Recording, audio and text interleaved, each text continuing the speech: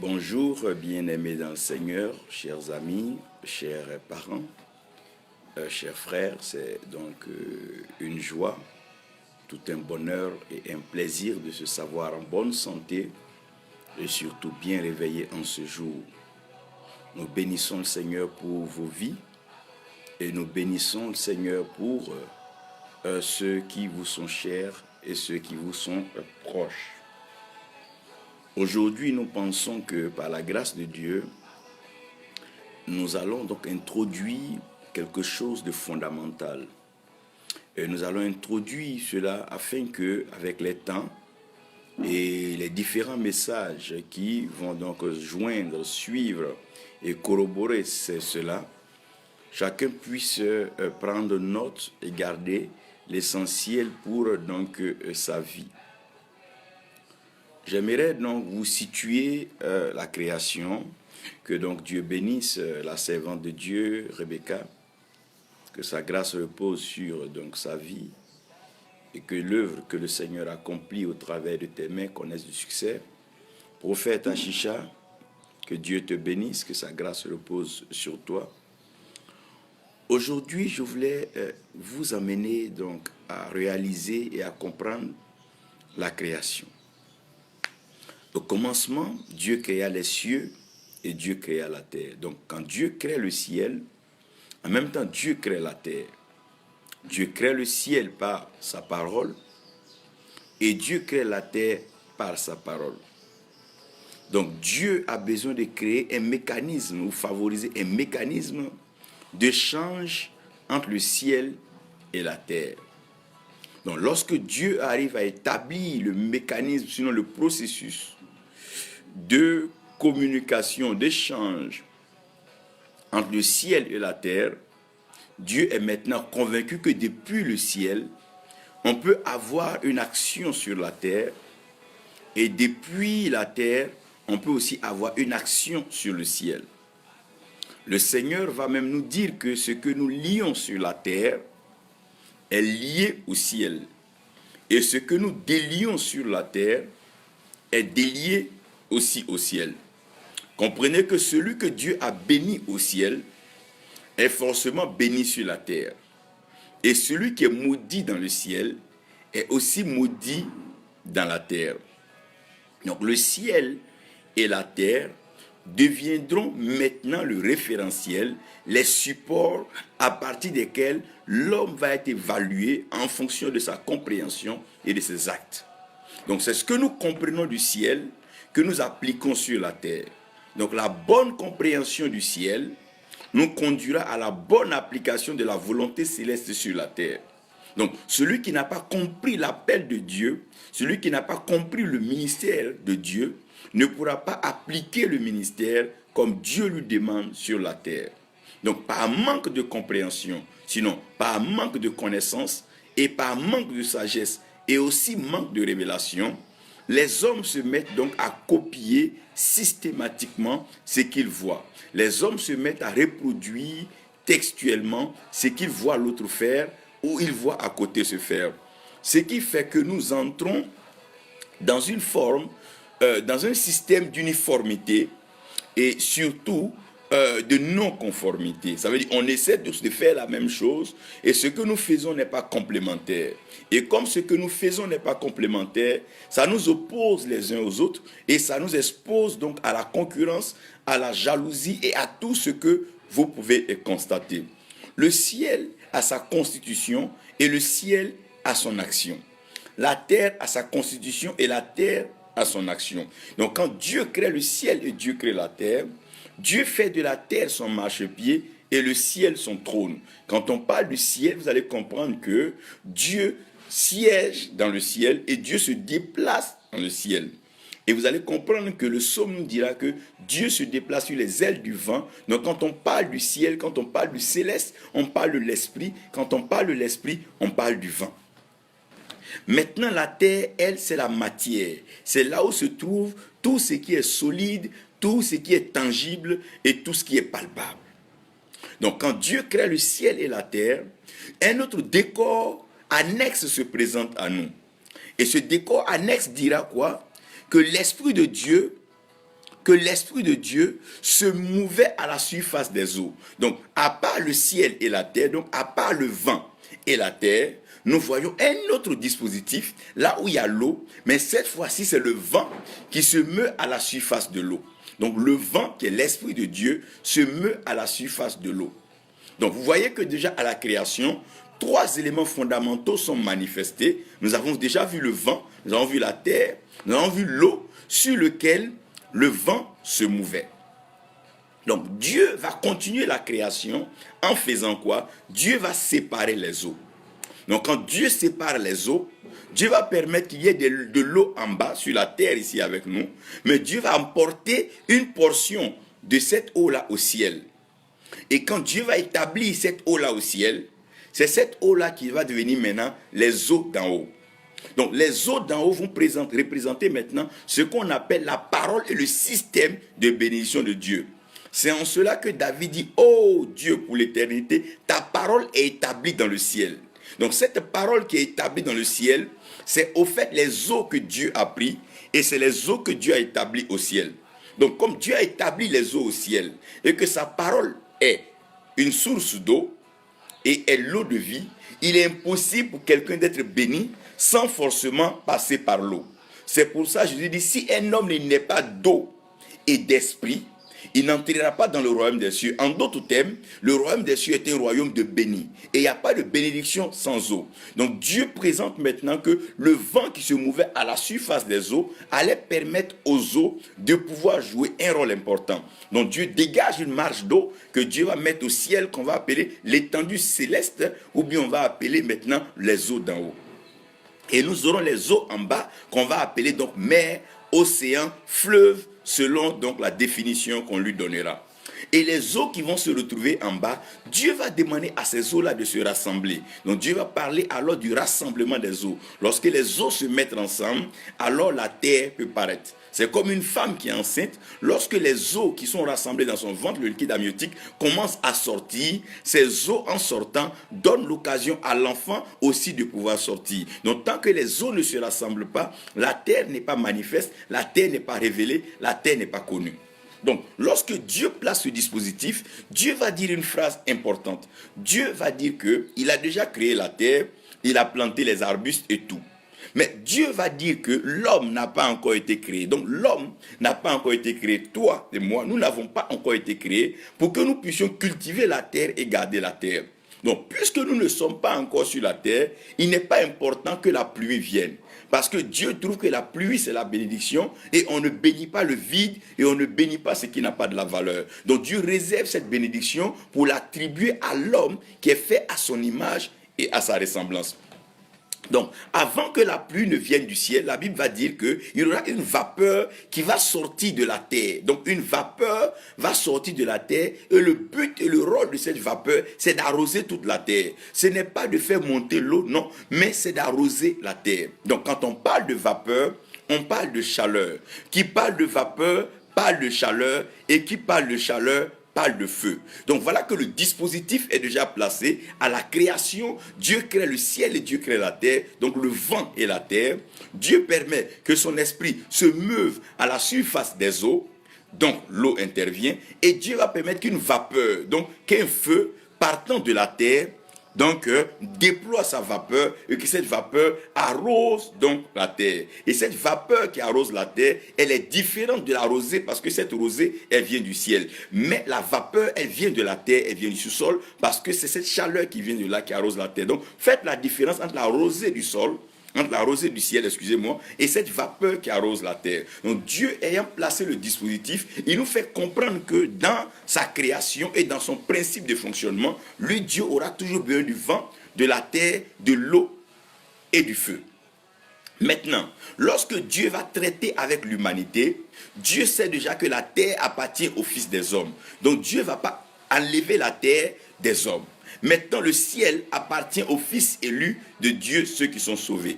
Donc, ça veut dire que la terre et le ciel ne peuvent pas passer s'il n'y a pas une nouvelle terre et un nouveau ciel. Car c'est des référentiels, la terre est faite pour les fils d'hommes. Le jour qu'il n'y aura plus de terre, c'est qu'il n'y a plus de fils d'hommes. Le jour qu'il n'y aura plus de ciel, c'est qu'il n'y a plus de divinité. Puisque Dieu est éternel et que sa parole est établie dans le ciel pour toujours, la parole de Dieu devient la fondation, donc le fondement sur lequel le ciel tient. Pourquoi le ciel ne s'effondre pas, ne s'ébranle pas? C'est parce que ce ciel-là est soutenu et maintenu par la parole de Dieu qui en a le fondement. Alors, il va nous rester deux choses essentielles, l'eau et le feu. Donc c'est avec l'eau et le feu que Dieu va pousser la création, donc l'humanité, à une transformation, à une vie meilleure.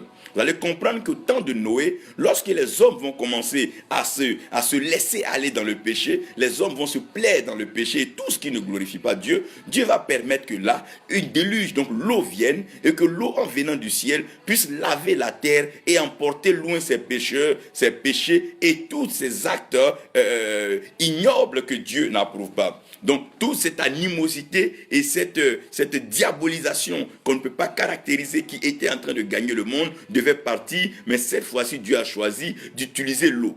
Donc l'eau va venir maintenant comme l'élément par lequel Dieu peut se débarrasser du péché, du pécheur et de tout acte qui ne lui plaît pas. Après l'action du déluge, Dieu va encore parler dans l'Apocalypse où il va nous présenter maintenant l'étang de feu. Donc c'est l'étang de feu qui sera donc la place réservée donc à Satan et toute sa suite. Donc le temps de feu sera un lieu où la Bible même parle même d'un feu liquide, donc l'enfer, un lieu où les hommes vont fondre dans ce feu. Dieu a-t-il envoyé l'eau et le feu simplement pour punir l'homme, punir l'humanité? Je ne crois pas. Parce que vous comprenez que c'est la parole de Dieu qui va juger la création. Et le jugement va commencer dans la maison de Dieu. Mais Dieu envoie l'eau et le feu dans un but assez particulier. Et c'est cette mission que vous devez découvrir, et cette mission que vous devez connaître. Ça veut dire que nous sommes dans un temps où un serviteur de Dieu, un enfant de Dieu, quelqu'un qui est inspiré, appelé dans le prophétique, ne peut pas exercer le prophétique sans comprendre l'eau et le feu, sans approcher l'eau et le feu. Jésus-Christ va nous aider à comprendre une chose. Un jour, il appelle ses disciples et ils vont dans un lieu assez privé. Et dans ce lieu assez privé, son cercle est restreint, donc Pierre, Jacques et Jean sont avec lui, et il arrive dans un lieu où il va à une certaine montagne. Et à cette montagne-là, la Bible dit qu'il sera transfiguré. Donc, en d'autres termes, il sera transformé. Donc, il est transformé et il a une autre apparence, il a une autre image. Ça veut dire qu'il n'est plus ce Jésus que Jean, Jacques et Pierre pouvaient toucher, mais il entre dans une autre dimension de la gloire. Donc, lorsque les disciples regardent, ils voient là-bas où il a été transfiguré, ils se rendent compte que pendant que lui, il est transfiguré, à côté de lui, de part et d'autre, il y a deux personnes. Donc, il n'est plus seul là, mais il est transfiguré. Parce que vous comprenez que la croix n'est pas seulement un message de la croix du Seigneur, mais aussi des deux croix qui sont à côté. Donc, il regarde à côté, il voit deux personnes qui sont transfigurées, en l'occurrence Élie et Moïse. Donc, Élie et Moïse ne sont pas choisis de façon fortuite. Ça pouvait être David, ça pouvait être Daniel, ça pouvait être Élisée, ça pouvait être tout le monde, mais il présente là deux personnes.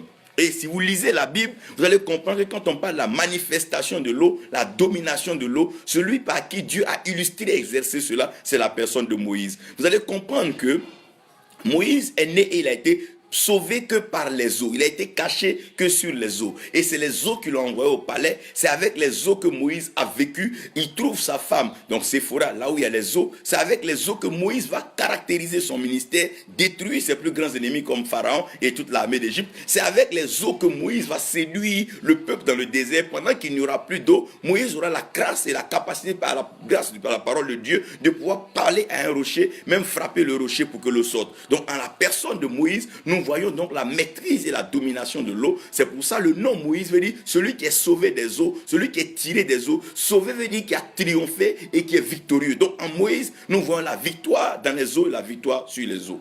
Donc, comprenez que dans l'appel de Moïse, les deux éléments ont été fondamentaux, puisque c'est par l'eau que Moïse a été épargné, mais quand il va dans le désert, c'est par le feu que Dieu va appeler Moïse. Moïse va voir un buisson, et ce buisson aura une apparence particulière, et c'est au travers de ce feu que la voix va se faire entendre. Moïse, Moïse, Moïse, mais quel est ce feu étrange? Un feu qui me connaît, un feu qui m'appelle par mon nom. Donc, si le feu peut appeler Moïse par son nom, c'est que c'est un feu qui peut identifier Moïse. C'est pour cela que le jour de la Pentecôte, les langues de feu qui sont venues pouvaient identifier chacun. Donc il y a la langue qui devait venir sur Pierre, il y a la langue qui devait venir sur Jacques. Les langues n'étaient pas des langues communes. Les langues venaient sur chacun en fonction de ce que l'Esprit avait prévu donc pour chacun.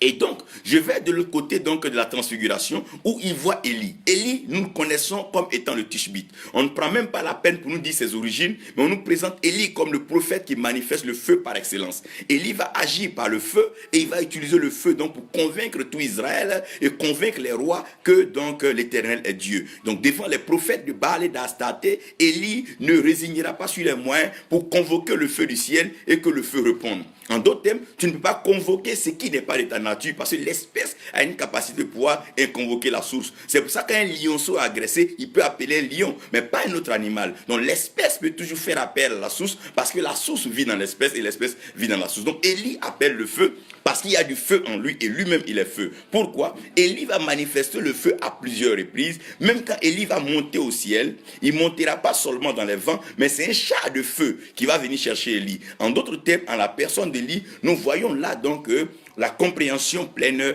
du feu. Maintenant, Jésus-Christ est avec donc le feu et l'eau. Il est avec le feu et l'eau. Et les disciples, le voyant, sont subjugués. Ils sont étonnés.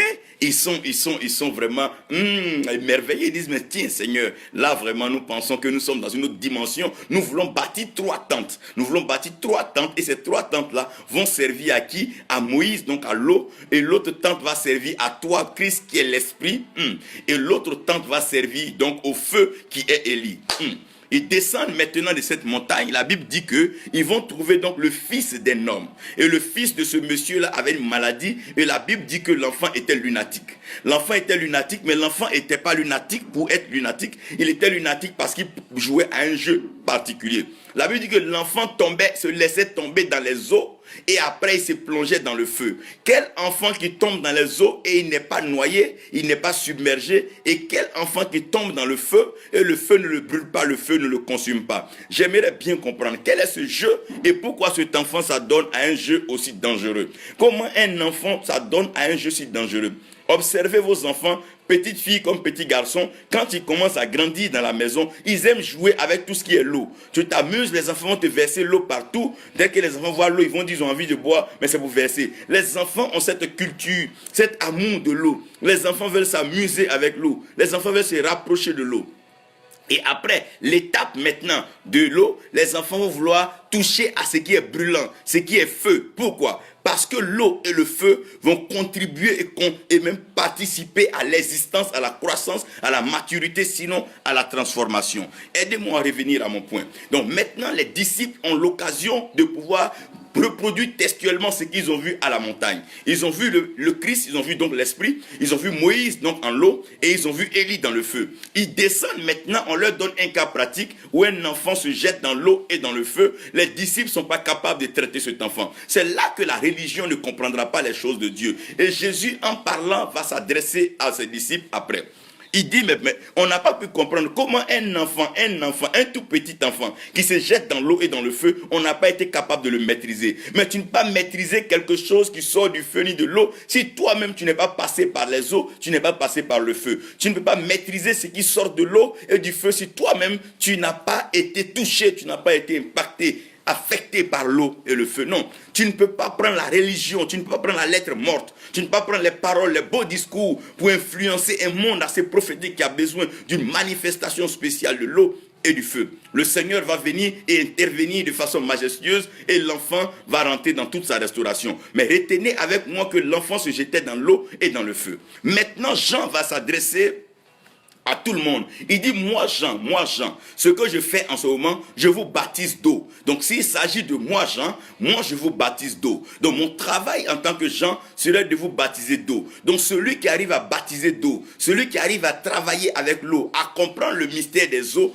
entre dans une dimension de la grandeur. Donc Jésus-Christ, en parlant de Jean, dira, de tous ceux qui sont nés d'une femme, il n'y a pas un qui est plus grand que Jean. Donc tous ceux qui sont nés d'une femme, tous ceux qui sont nés d'une mère, il n'y a pas quelqu'un qui est plus grand que Jean. En d'autres termes, tous ceux qui naissent dans l'église, tous ceux qui se disent chrétiens, ceux qui se disent appartenant à l'église qui est la femme, s'ils ne sont pas capables de baptiser, donc en d'autres termes, quiconque sort de l'église, quiconque est dans l'église ou qui grandit dans l'église, doit avoir la capacité de pouvoir baptiser. En d'autres termes, celui qui est dans le temple et qui est dans l'église doit pouvoir invoquer les eaux, et les eaux doivent venir comme étant la pluie. Un homme qui est dans la grâce de Dieu, qui demeure dans le temple de Dieu, peut invoquer la faveur des eaux pour arroser les terres désertiques et aider même les terres qui sont dans le Sahel et au désert, en pleine destruction. Un homme qui est dans le temple, un homme qui est né d'une femme, qui est né de la femme. La Bible dit c'est le fils de la femme. De quelle femme parle-t-elle? Elle parle ici de l'église. Cette femme-là qui va enfanter donc le fils qui est... Oh my God, let me leave it there. I don't want to go there. Donc comprenez un peu. Comprenez-moi, laissez-moi revenir ici. Donc, si quelqu'un est dans l'église, qu'il a compris la mission de Dieu, il doit pouvoir baptiser d'abord d'eau.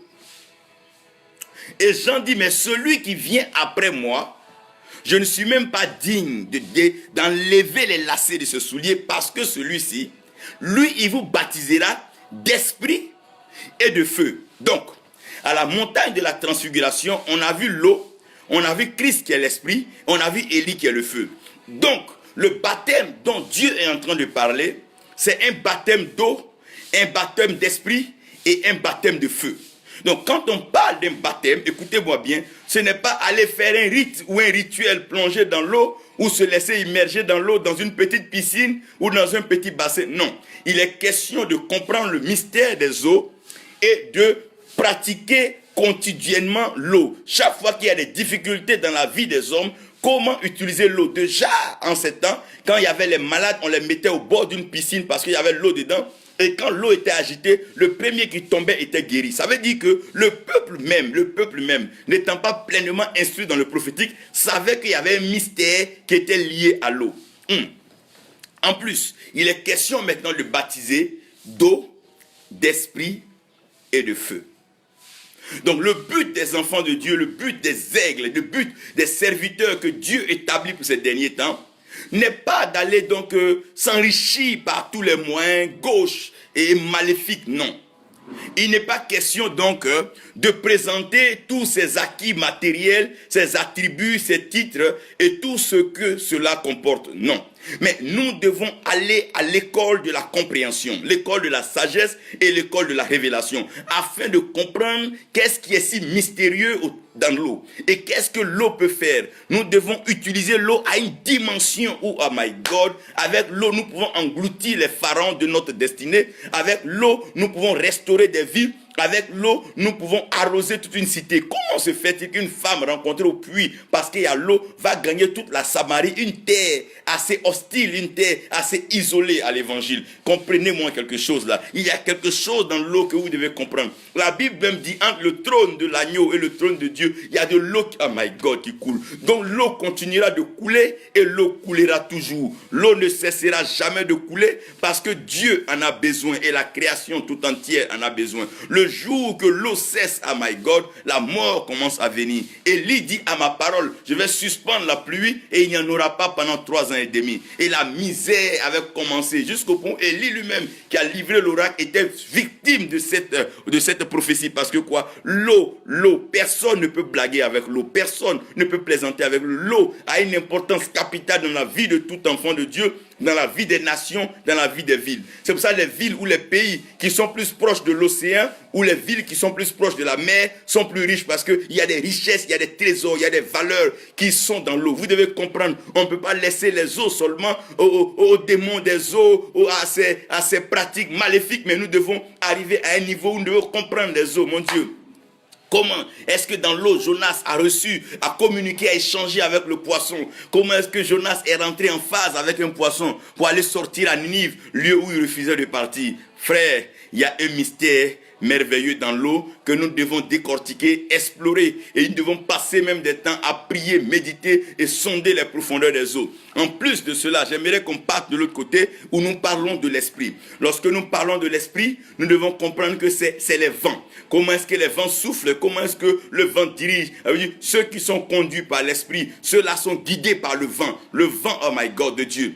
Allons maintenant voir le dernier point qui est le feu. Le feu, comment se fait-il que Shadrach, Meshach, Abednego ne voient pas le Christ pendant qu'ils sont menacés, mais quand on les jette dans le feu, c'est là qu'ils le voient? Mais pourquoi ils ne l'ont pas vu avant le feu, mais c'est dans le feu qu'ils l'ont vu? Depuis tout le temps que Shadrach, Meshach, Abednego priaient, ils priaient comme tout le monde. ils adonnaient à la prière comme étant des jeunes hébreux qui sont sortis des familles donc chrétiennes, des familles, excusez-moi, qui lisaient et qui avaient une pratique et une crainte pour Dieu. Mais depuis tout le temps que Shadrach, Meshach, Abednego priaient, ils n'avaient jamais vu la transfiguration, ils n'avaient jamais vu l'homme qui marche dans le feu, ils n'avaient jamais vu le quatrième homme, ils n'avaient jamais vu le Fils unique du Dieu vivant, ils n'avaient jamais vu une telle gloire. Mais quand ils sont descendus dans le feu, oh mon Dieu, quand ils sont descendus dans le feu, directement, ils ont vu ce Christ dont ils ont entendu parler. En d'autres termes, il y a une révélation du Seigneur que vous n'aurez jamais tant que vous n'expérimentez pas le feu. Tant que le feu, my God, n'arrive pas sur vous, vous ne pouvez pas expérimenter notre dimension de Christ. Le feu peut être la maladie, le feu peut être la pauvreté, le feu peut être la trahison, le feu même peut être la mort, parce que c'est dans cette mort de Lazare qu'il a reçu cette révélation donc de la résurrection. Comprenez que Dieu peut permettre que vous passiez par le feu ou par les eaux, mais il dit dans les eaux, vous ne vous noyerez pas et vous ne serez pas submergés. Les eaux ne vous emporteront pas. Il dit même dans le feu, vous ne serez pas consumés ni calcinés, mais vous sortirez de là avec la gloire, avec le sceau, la marque de Dieu. Je crois que nous sommes dans des temps ainsi. Dieu veut révéler sa grâce et sa faveur à toute la création. Dieu veut baptiser ses enfants d'eau, d'esprit et de feu. Eau, esprit et feu. Eau, esprit et feu. Eau, esprit et feu. Eau, esprit et feu. Eau, esprit et feu. Eau, esprit et feu. Eau, esprit et feu. Comme une trinité qui se cachait quelque part. Eau, esprit et feu. Oh, esprit et feu. Oh, esprit et feu. Nous prions que tout serviteur de Dieu, tout enfant de Dieu soit investi d'une grâce, une faveur pour manifester les eaux, l'esprit et le feu. Partout où vous arriverez sur la terre, que les eaux vous soient favorables. Partout où vous arrivez, quelle que soit la nation, que les eaux vous soient favorables, que l'esprit vous soit favorable, qu'il vous conduise et que le feu, my God, soit en votre faveur.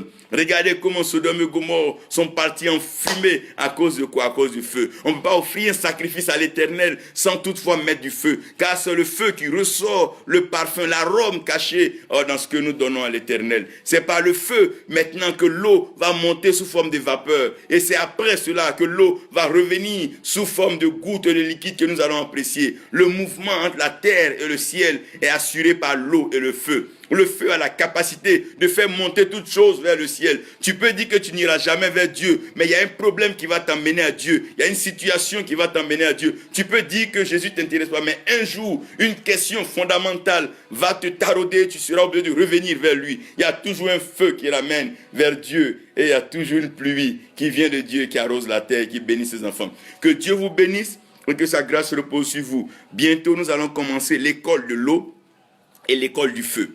Comment est-ce que nous allons affecter des vies, des nations avec l'eau? Comment l'eau va être utilisée dans des actes prophétiques multiples, pluriels, on ne pourra même pas déchiffrer. Il y a tellement d'applications de l'eau dans la Bible, il y en a tellement aujourd'hui, vous allez voir que certaines maladies n'existeront plus, certains problèmes n'existeront plus. La sécheresse n'aura même plus sa place parce que les eaux vont jouer leur rôle. Et le feu va venir pour intervenir dans la purification. Le but de l'eau, c'est d'apporter la quantité, de pouvoir croître, de pouvoir augmenter. Mais le feu vient pour soustraire, pour diviser. Le feu vient pour purifier. Le feu vient pour apporter la qualité. Je prie que de toute cette quantité, de ces nombreux appelés, tu sois de la qualité des élus, des fils de ceux qui aiment Dieu et qui sont prêts à vivre pour lui. Merci pour cette faveur au nom de Jésus. Amen. Que Dieu vous bénisse, que sa grâce repose sur vous.